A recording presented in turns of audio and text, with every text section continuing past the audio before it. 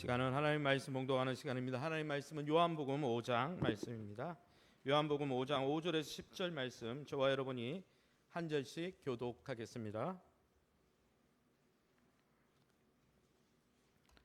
신약성경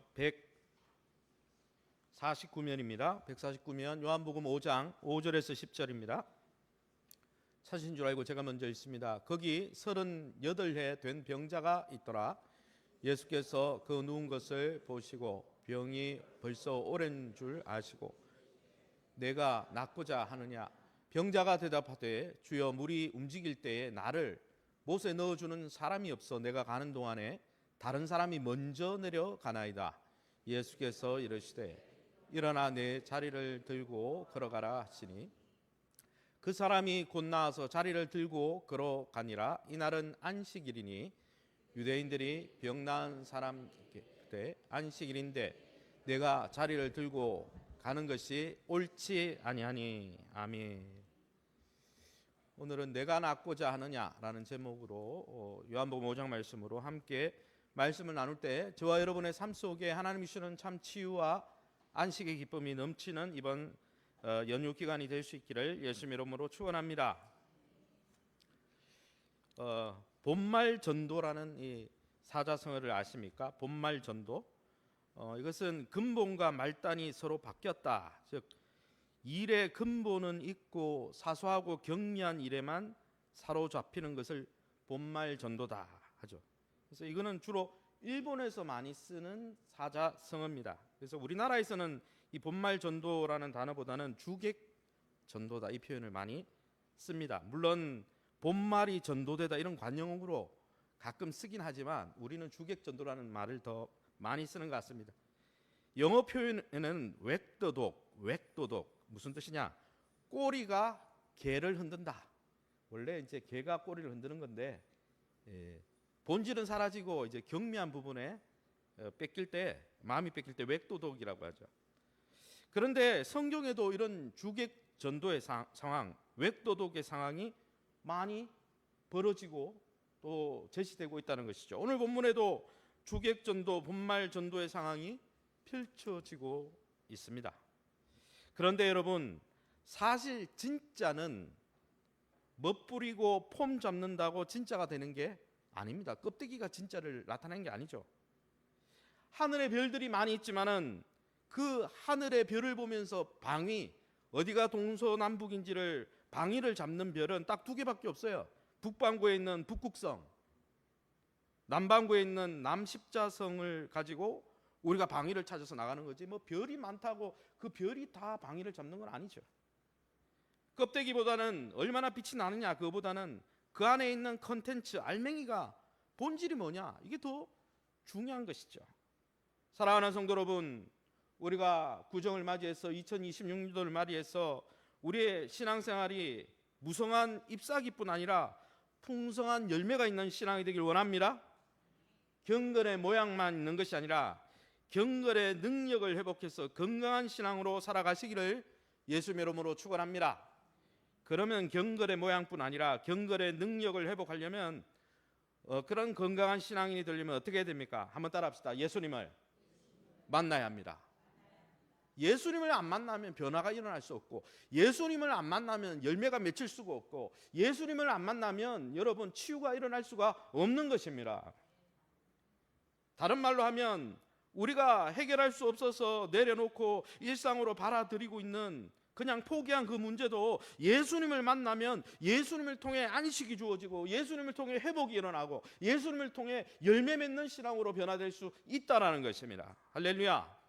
요한복음 5장 1절에서 5절 우리 밑줄 친 부분을 우리가 함께 읽어보겠습니다.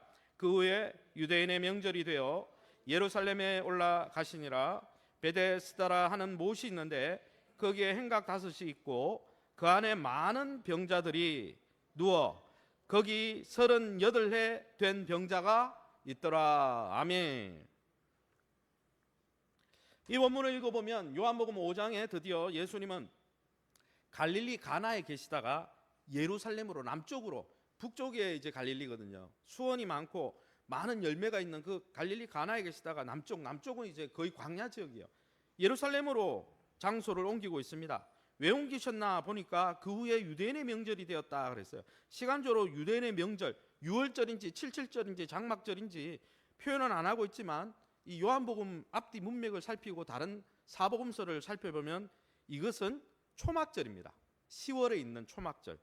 아마 주후 28년 10월쯤으로 생각됩니다. 그래야 연대가 맞아요.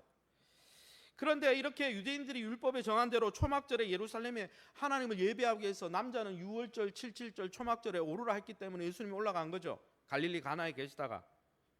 그런데 예수님이 오늘 본문을 읽어보면 성전으로 가신 게 아니에요. 어디로 가셨습니까? 성전 밖에 있는 제사 제물을 끌고 들어가는 양문 옆에 있는 베데스다라는 연못으로 가셨어요. 성전에 가셔서 예배하실 예수님이 왜 베데스다로 가셨을까요? 가만히 읽어보면 성전 안으로 예배하러 들어갈 수 없는 성전 예배에서 소외된 자들을 오늘 찾아가신다는 거죠, 예수님.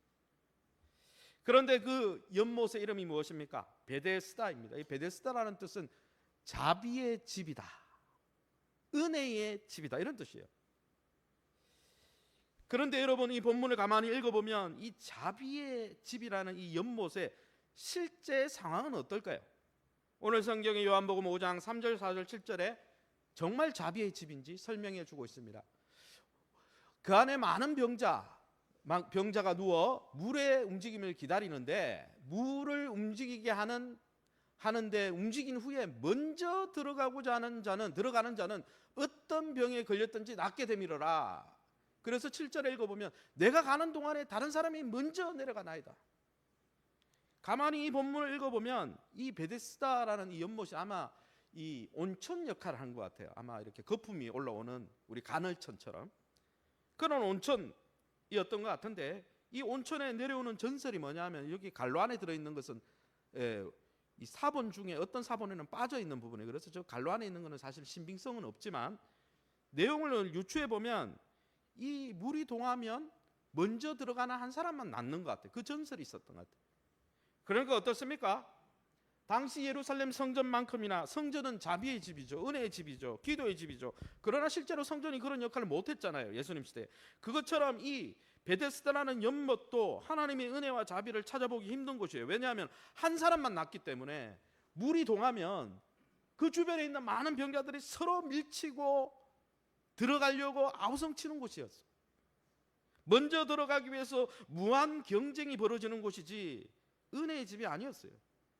오늘 본문에 나오는 38년 된 병자는 한 번도 38년 동안 그곳에 있었지만 온천문에 들어간 적이 없어요.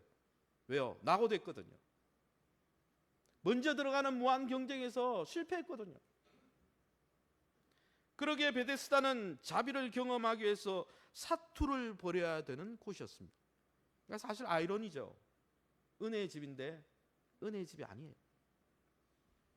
특별히 오늘 사도 요한은 그때 예수님이 만났던 38년째 그 연못에 머무르고 있는 한 병자에 대해서 소개합니다.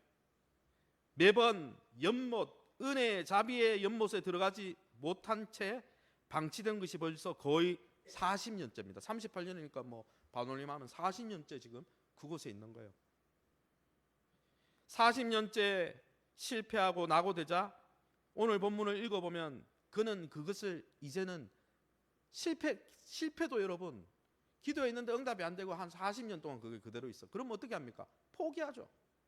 일상으로 받아들이죠. 오늘 본문에도 읽어보면 이 38년 된 병자는 그의 삶으로 그냥 이제는 어쩔 수 없다, 소망이 없는 상황이다, 그냥 일상으로 받아들이고 있습니다. 그래서 예수님이 이렇게 물으신 것이죠.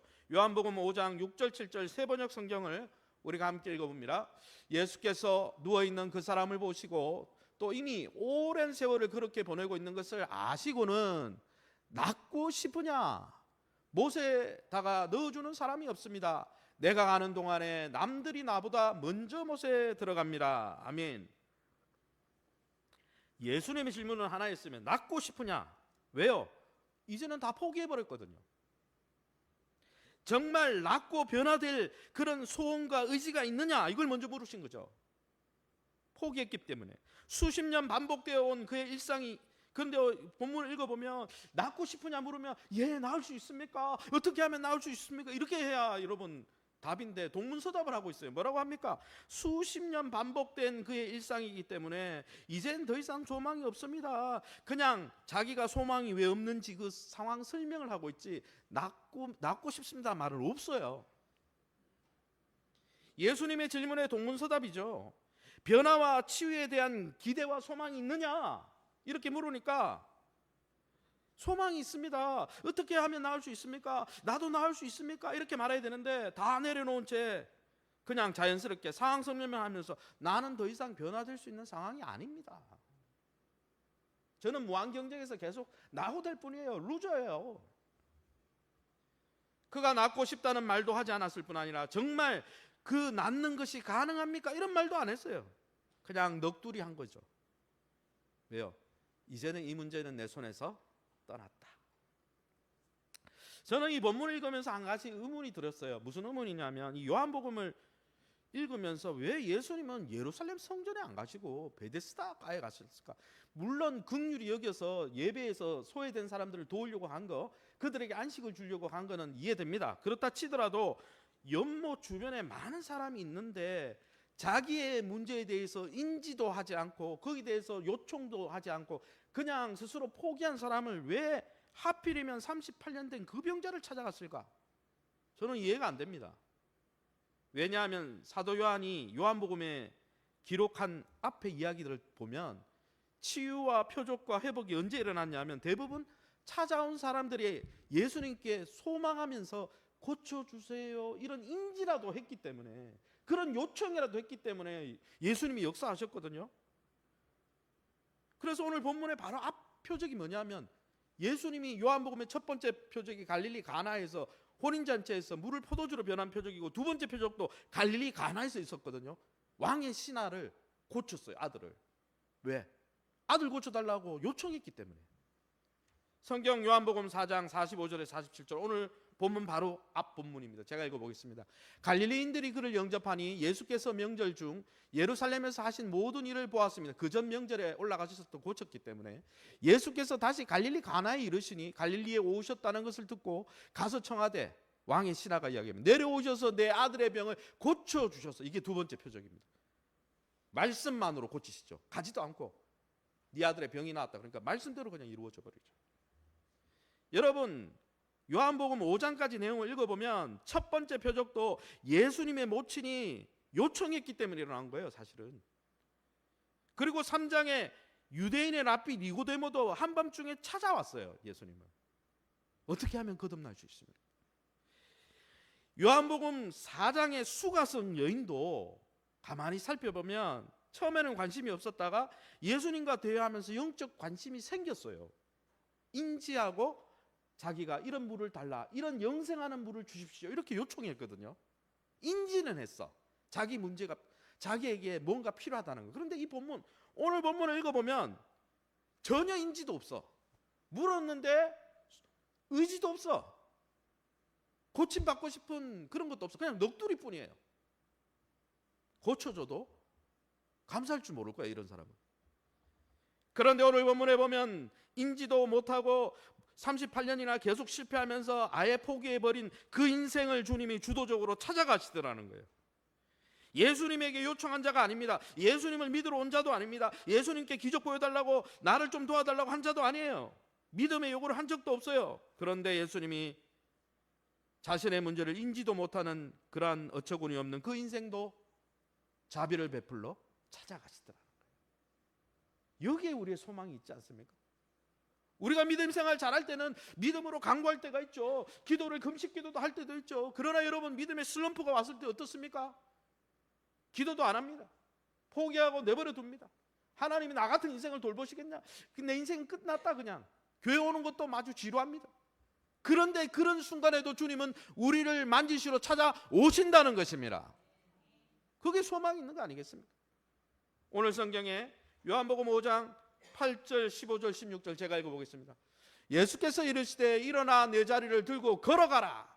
그 사람이 유대인들에게 가서 자기를 고친 이는 예수라 하니라. 그러므로 유대인들이 예수를 박해하게 된지라. 이 본문을 읽어보면 참 이 사람의 내적 상태를 잘 볼 수 있습니다. 문제 회복을 위한 기대와 소망이 없었습니다. 그는 예수님보다는 천사의 전설을 더 믿었어요.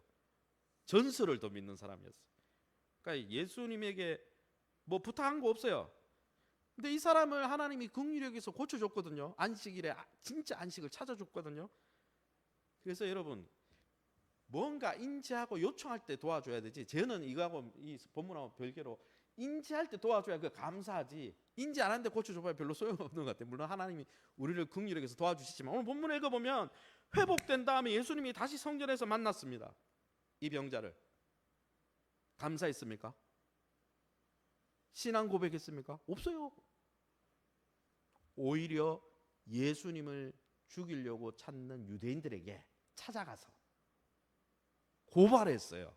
저기에 뭐 편하게 내용이 고치는 예수라 하냐, 본문의 원문에 고발했어. 고발해서 어떻게 해요? 예수님이 그때부터 핍박당하도록. 감사는커녕 고발한 사람이에요. 근데 하나님이 그렇게 무지하고 어처구니 없는 인생도 긍휼히 여기시더라는 거예요. 이게 하나님의 은혜인 거예요. 우리는 때로는 우리의 믿음 때문에 하나님이 역사한다고, 우리가 신앙생활을 열심히 했기 때문에 하나님이 역사한다고 생각하지만은, 이 본문을 읽어보면 하나님의 긍휼 때문에 우리가 안식을 누리고, 하나님의 영원한 사랑과 자비 때문에 우리가 하나님의 구원을 입고, 그러니 우리는 하나님 앞에 찬양할 수밖에 없는 거예요. 감사할 수밖에 없는 거예요. 우리의 헌신 운운할 수 없는 거예요.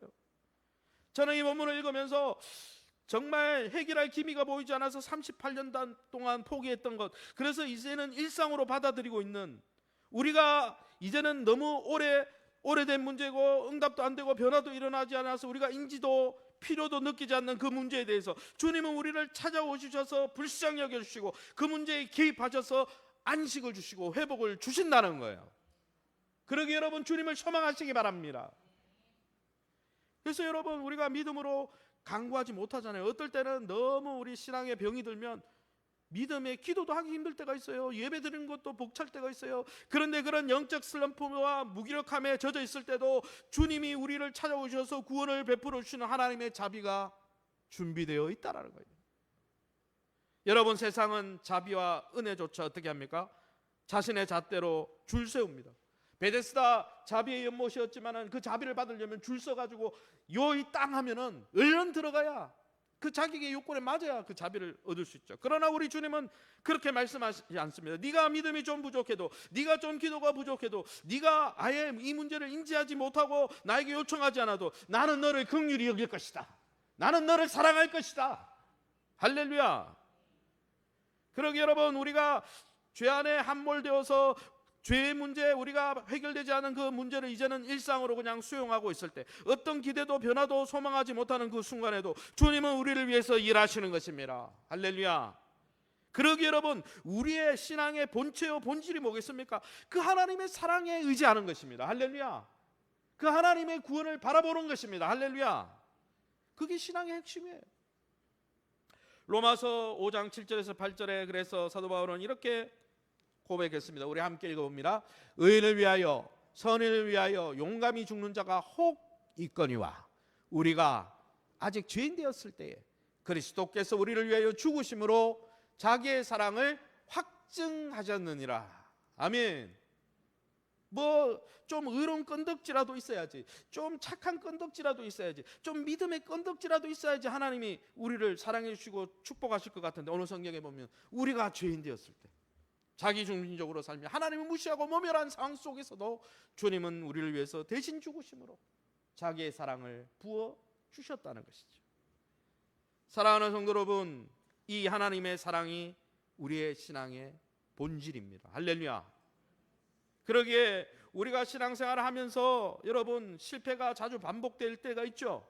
반복에 반복을 거치다 보면은 아예 포기합니다. 일상으로 수긍해버리죠. 기도도 안 해요, 그 문제는. 그런데 오늘 성경 38년 된 병자처럼 여러분, 나중에 개선의 여지도 없고 변화와 소망의 여지도 없으면 기도 안 할 뿐 아니라 그냥 천사의 전설처럼 운명으로 여기며 사는 거죠.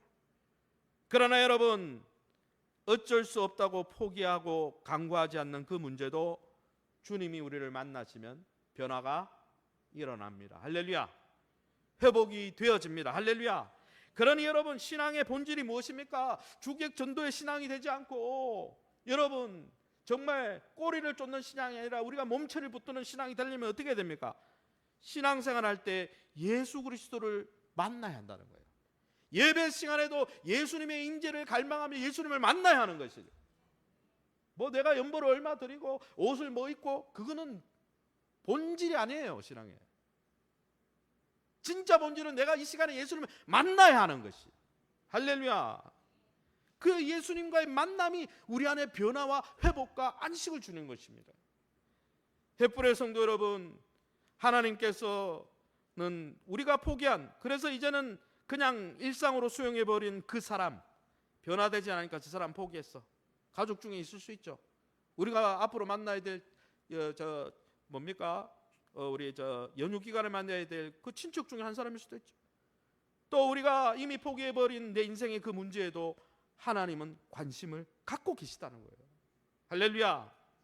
그러게 사랑하는 성도 여러분, 아무리 절망적인 상황이라 할지라도, 아무리 내 한계에 깊이 빠져 있다 하더라도 하나님은 그 우리의 인생의 깊은 인생의 필요를 돌보아 주시는 분이시기에 그 하나님께 소망을 두시기 바랍니다. 그 하나님의 임재를 바라보시기 바랍니다. 더불어서 여러분, 여기서 한 가지 더 깨달아야 될 것은 이 병자에게 훨씬 더 큰 이적이 필요했다는 거예요. 그의 병은 나았지만 예수님이 다시 만났어요. 왜 다시 만났을까요? 그의 육신의 필요는 채워졌지만 영적인 문제가 남아있었기 때문이에요. 오늘 성경 우리 요한복음 5장 14, 15절을 우리 함께 읽어보겠습니다. 같이 읽습니다. 내가 났으니 더 심한 것이 생기지 않게 다시는 죄를 범하지 말라 하시니 유대인들에게 가서 자기를 고친 이는 예수라 하니라. 아멘. 이 본문을 읽어보면 예수님이 두 번째 만났다는 거죠. 우리는 대부분 신앙생활이 어떻습니까? 기도해가지고 내 육신의 필요가 채워지고 기도해가지고 눈앞에 보이는 환경이 변화가 일어나면 됐다, 그리고 다 해결됐다고 착각합니다. 그러나 여러분, 신앙의 본질은 눈앞에 보이는 문제만 해결받는 게 아니에요. 무엇입니까? 진정한 안식과 치유는 우리의 영적인 문제, 죄에서 돌이켜서 하나님의 용서를 경험하고 하나님이 예수 그리스도 안에서 주시는 참 하나님과 화목함을 경험하는 데 있다는 것입니다. 할렐루야. 영혼이 잘된 같이 육신도 잘 돼야 하는 것이죠. 내가 육체만 회복되고 내가 보이는 내가 고민하던 이 세상의 세상살이의 그 문제만 해결됐다고 내 인생이 진짜 안식을 누리는 건 아니라는 거예요.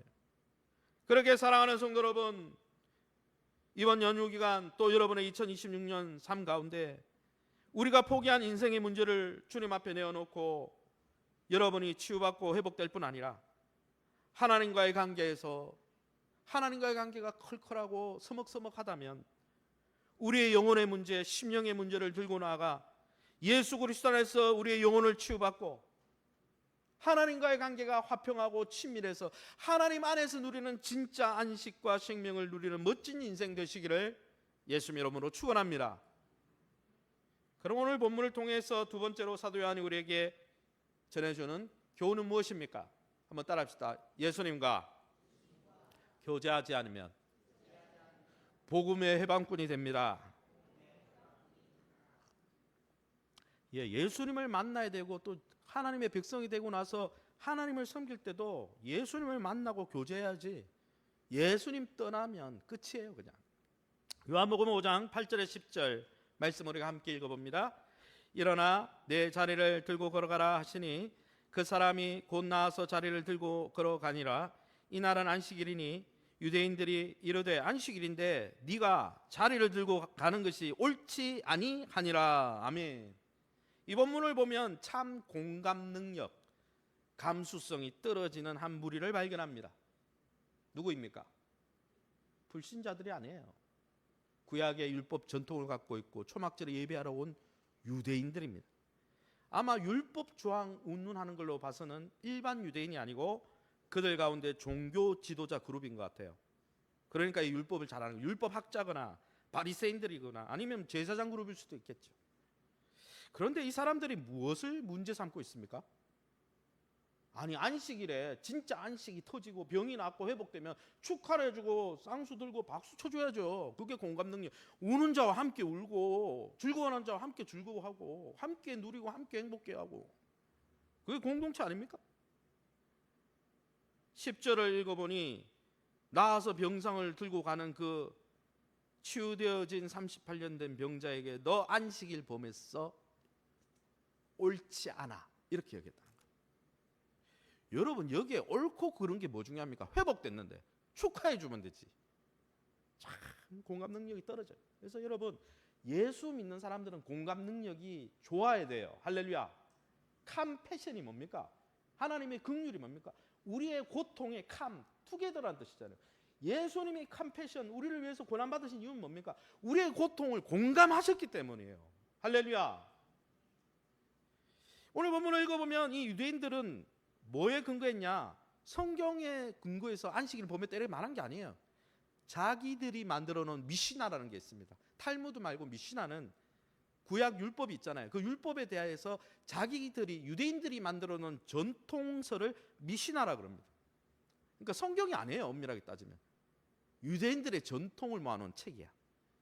거기에 보면 뭐라고 하냐면 몇 장 몇 절에 가면 미시나의 성경도 아닌데 침상은 그 위에 사람이 올라가 있을 때만 옮길 수 있다 이렇게 나와요. 옛날에 중풍병자처럼 중국 병자 내 친구가 내렸잖아요. 병자가 그 위에 있으면 일이 아니야.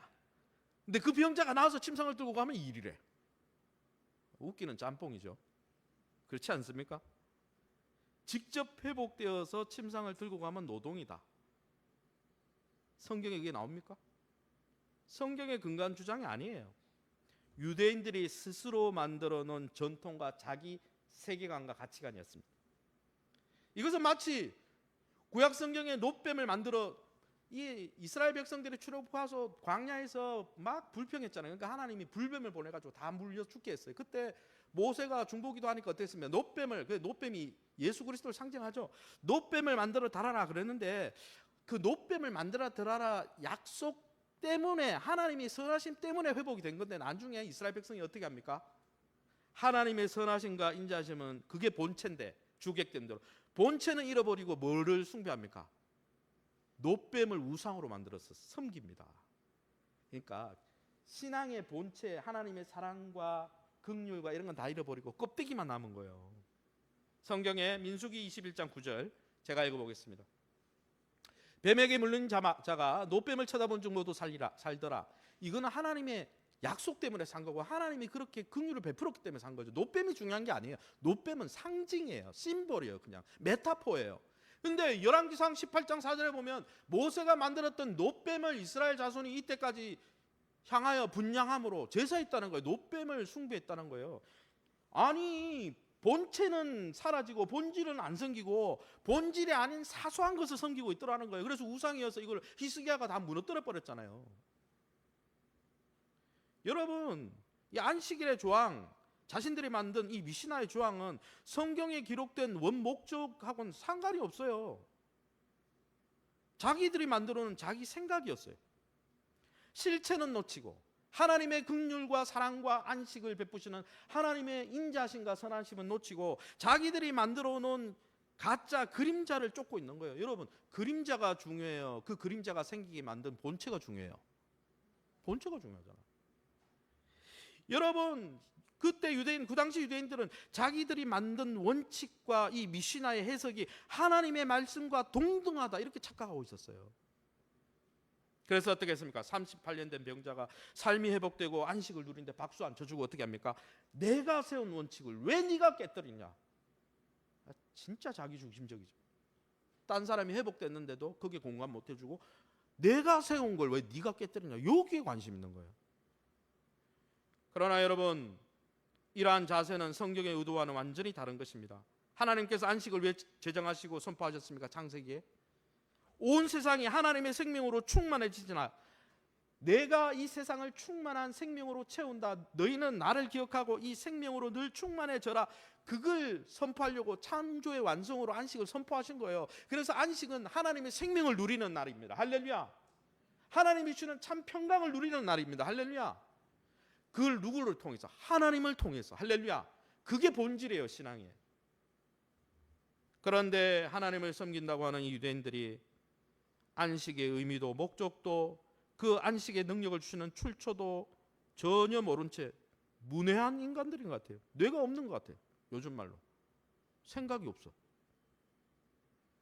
그들은 치유되고 생명을 누리는 것보다, 누군가가 회복되는 것보다 자신들이 정한 기준대로 움직이는 세상이 필요한 거죠. 내가 법을 정했는데 그게 치유가 있든 구원이 있든 내 원칙대로 움직이는데 왜 내 원칙대로 안 해? 그러니까 다 틀린 거야. 뭐가 틀려요? 틀리기.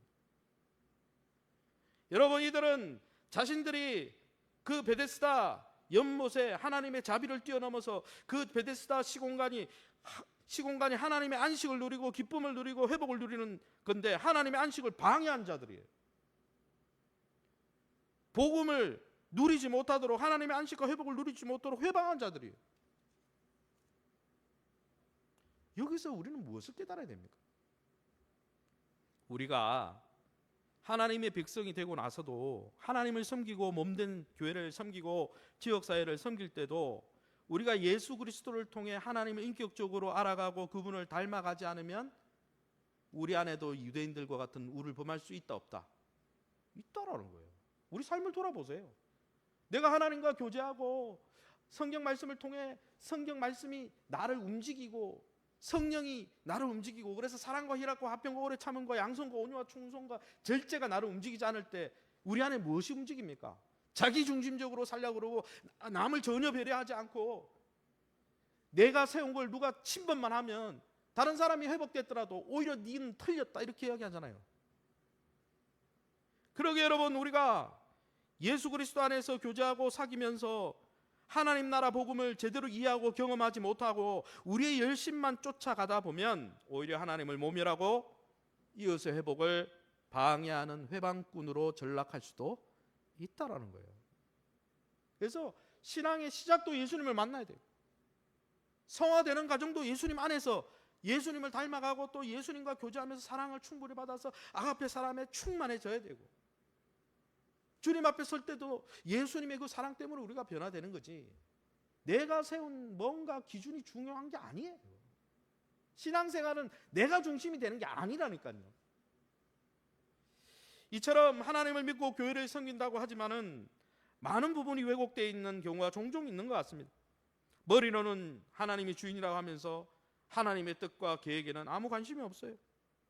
하나님이 아니라 내가 만들어 놓은 하나님에 대한 왜곡된 이미지와 기준을 섬깁니다. 미시나를 섬긴 것처럼. 출애굽한 이스라엘 백성이 어떻게 했습니까? 모세가 내려오지 않자 금송아지 만들어 놓고 그게 하나님이라고 그랬잖아요. 자기들이 만들어 놓은 기준대로 하나님을 섬겼잖아요. 그러나 여러분, 하나님을 만나고 하나님과 교제하고 하나님 안에 거하지 않으면, 그래서 예수님 말씀하셨잖아요. 너희가 가지라도 이 포도나무에 붙어 있지 않으면 아무것도 열매를 맺을 수 없다는 거예요. 하나님이 기뻐하는 열매를 맺을 수 없다라는 거예요. 여러분, 우리가 하나님을 떠나서 하나님과 교제하지 않고 하나님과 동행하지 않고 하나님의 그 사랑에 듬뿍 빠져 있지 않으면, 그런 우리의 열심으로 살면 어떻게 됩니까? 자기 중심적인 죄성이 드러날 뿐이에요. 그 자기 중심적인 죄성의 근거에서 다른 사람에게 해악을 끼칠 뿐이라니까요. 공감도 못 해주고 너 잘못됐어 이런 이야기를 한다니까요. 바리새인이잖아요. 그게 바리새인이잖아요. 그러게 여러분, 하나님을 섬기고 봉사한다고 하면서 하나님과 그 말씀을 인격적으로 알아가지 않으면요, 다른 사람들에게 해악을 끼치고 그 사람들의 은혜를 못 누리도록 방해하는 일밖에 할 수가 없는 거예요. 하나님을 사랑하고 이웃을 사랑하는 쪽으로 사용될 수가 없는 거예요. 왜요? 자꾸 내 안에서 갑질해라. 네가 주인이잖아. 네가 주인이잖아. 하나님도 어떻게 하면 내 뜻대로 조종하려고 하죠.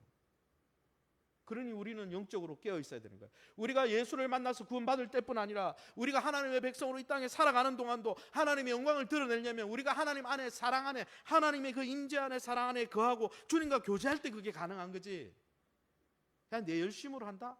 오히려 방해꾼만 되는 거예요. 이제 말씀을 정리하겠습니다.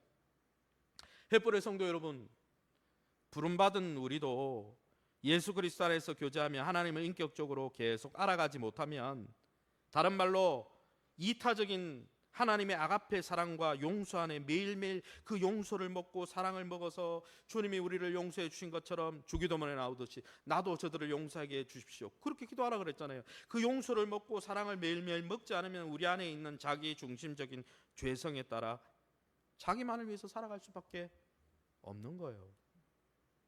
그러므로 성도들이여, 예수 그리스도 안에서 하나님을 알아가고 교제하고 주님을 닮아가는데 여러분의 열심을 품으시기 바랍니다. 그게 본질입니다. 할렐루야. 우리가 세운 신앙의 원칙이나 원리가 중요한 게 아니에요. 그 신앙에 세운 원칙과 원리가 정말 말씀에 근거하고 하나님의 인자하심과 선하심에 근거한 것입니까? 그 신앙의 원칙과 원리 때문에 딴 사람이 회복되고 있습니까? 정말 성경적인 거면 회복돼야 되는 거예요. 그러기에 늘 주님 안에 거하면서 그분의 사랑을 풍성히 경험하면서 주변 사람들에게 사랑의 통로로 그들의 필요와 회복을 위해 섬기며 안식의 통로로 기쁨의 통로로 쓰임 받으시기를, 그러한 마음으로 이번 명절에 내려가서 38년 된 병자처럼 믿음도 보이지 않고 인지하지도 못하고 감사하지도 않는 그들이라도 그들에게 하나님의 사랑을 흘려보낼 수 있기를 예수님의 이름으로 축원합니다. 제가 한번 기도하겠습니다. 하나님 감사합니다. 38년 된 병자가 왜 그를 찾아갔습니까? 예수님, 그런 의문이 들었지만 연구하면 할수록 그 38년 된 병자의 모습이 내 모습 같고 우리의 모습 같다는 것을 깨닫게 하시니 감사합니다. 하나님의 은혜가 아니면, 하나님이 보내신 많은 설교자들과 전도자들과 많은 교사들의 헌신이 아니었으면 제가 이 자리에 설 수 없었는데 다 전적으로 하나님의 은혜였습니다. 하나님 늘 이 은혜를 주시는 주님을 소중히 여기게 도와주시고 거추장스러운 내가 세운 형식과 모양이 아니라 경건의 실체가 되신 주님만 만나며 주님과 교제하며 주님을 닮아가는데 우리가 열심을 품을 수 있도록 인도해 주시옵소서.